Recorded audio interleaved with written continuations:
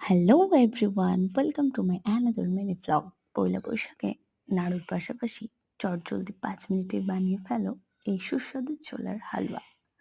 তাই ফার্স্টলি ছোলার ডালকে মিক্সিতে গ্রাইন্ড করে ড্রাই ফ্রুটস এবং ঘি সব রেডি করে নিয়েছি। তারপর কড়াইয়ে ঘি দিয়ে ড্রাই ফ্রুটসগুলোকে ভেজে নিলাম।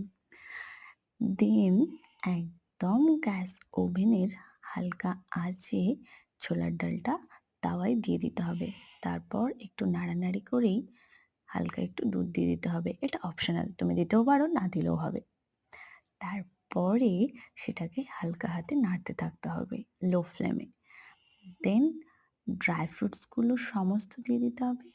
দিয়ে দেওয়ার পর কালারটা দেখো আস্তে আস্তে ব্রাউনিশ হয়ে যাচ্ছে। এভাবে হালকা হাতে নাড়তে নাড়তেই লাস্টে চিনি দিয়ে একটা থালে ঘি দিয়ে এটাকে নামিয়ে নাও। রেডি।